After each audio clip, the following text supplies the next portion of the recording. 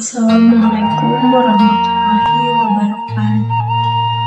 Sadayana sieunan pangkeun wasta pun Windy Lestari dari Hana Windy NPM 3802102108 di program studi sastra Sunda Gerakan 2021. Di dieu simkuring baris ngadukkeun pasrah carita parahyangan anu mana tugas teh mengumpulkeun tugas Akademia Bahasa Sareng Kebudayaan Sunda Kuno anu diampu ku Bapak Dr. Undang Ahmad Darsa, Bapak Rahmat Sofyan M.Hum, Bapak Aditya Pratama M.Hum. Tujuan simkuring presentasikan ieu naskah teh kangge memenuhi tugas di mata kuliah Bahasa Sareng Kebudayaan Sunda Kuno. Petacana Bapak Pembeli ngangge Bahasa Indonesia. Di dieu simkuring baris ngadugikeun heula naon sih ari naskah teh. Dina Kamus Bahasa Indonesia, kata naskah adalah karangan yang masih ditulis dengan tangan. Sementara itu, naskah dalam pengertian yang sebenarnya adalah semua peninggalan tertulis yang ditulis dengan tangan oleh manusia masa lalu, baik pada kertas, lontar, kulit kayu maupun rotan. Naskah juga bisa diartikan semua dokumen tertulis yang ditulis tangan, dibedakan dari dokumen cetakan atau perbanyakannya dengan cara yang lain. Dia urang lebet bae kana naskah carita parahyangan. Carita parahyangan merupakan nama satu naskah Sunda kuno yang dibuat pada akhir abad ke-16 yang menceritakan sejarah tanah Sunda, utamanya mengenai kekuasaan di dua ibu kota kerajaan Sunda kuno, yaitu Keraton Galuh dan Keraton Pakuan. Naskah ini merupakan bagian dari naskah yang ada pada koleksi Museum Nasional Indonesia Jakarta dengan nomor register Topak 406. Naskah ini terdiri dari 47 lembar daun lontar ukuran 21 x 3 cm yang dalam tiap lembarnya diisi tulisan 4 baris. Aksara yang digunakan dalam penulisan naskah ini adalah naskah Sunda kuno. Untuk pertama kalinya, naskah ini diteliti oleh K.F. Ole, kemudian dituliskan oleh C.M. White, kemudian naskah ini dialihbahasakan oleh Purbajaraka sebagai tambahan terhadap laporan mengenai batu tulis Tunggor. Upaya ini diteruskan oleh H.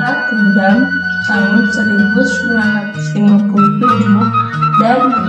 Nurdun dalam laporan penelitiannya tahun 1962 dan 1965. Selanjutnya, naskah ini juga diteliti oleh beberapa sarjana Sunda, diantaranya Ma'mun Atmaniharja, Amin Sutaangga, Acha Ayat Rohaidi, serta Edi S.E.K. Jantri dan Bapak Undang Ahmad Darsa. Secara garis besar, teks pada naskah carita parahyangan ini berisi mengenai gambaran sistem pemerintahan kerajaan Sunda yang berpusat di ibu kota Pakuan Pajajaran. Ada 3 kisah utama yang terpenting, yaitu 1. 3 orang pendahulu Maharaja Tarusbawa sebagai perintis kerajaan Sunda di Pakuan Pajajaran. Di Pakuan Pajajaran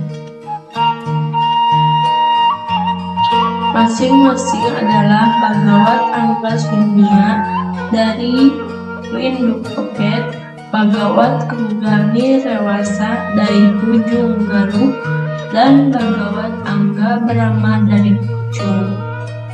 Kedua, Maharaja Trarusbawa, penguasa Pakuan Pajajaran yang bertahta di Keraton Sri Bima Punta Narayana Madura Suradipati.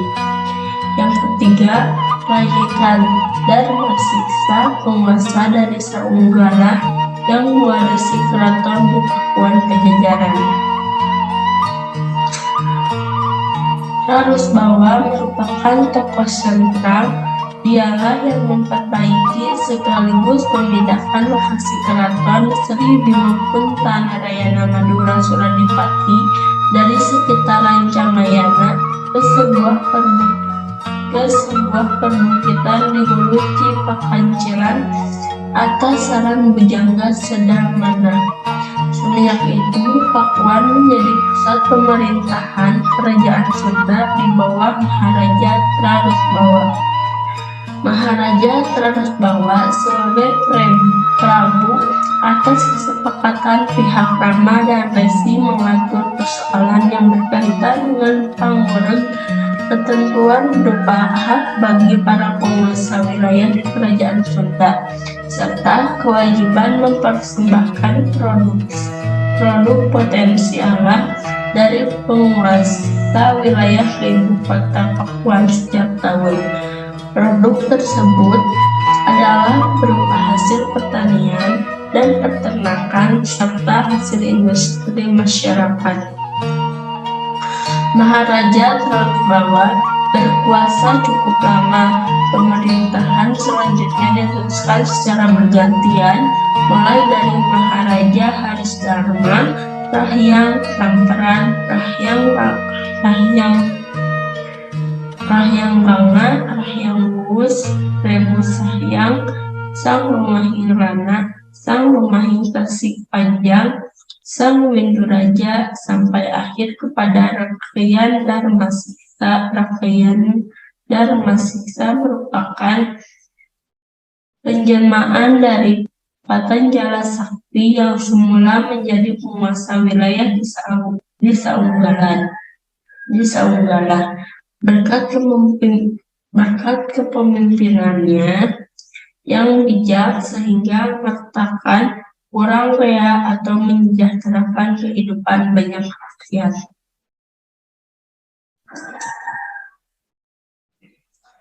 Unsur kebudayaan yang ada pada naskah Carita Parahyangan ada yang bersistem organisasi kemasyarakatan, juga yang kedua sistem mata pencaharian. Mungkin itu saja yang dapat saya sampaikan. Mohon maaf apabila banyak kesalahan dan kekurangannya. Wabillahi taufiq wal hidayah. Wassalamualaikum warahmatullahi wabarakatuh.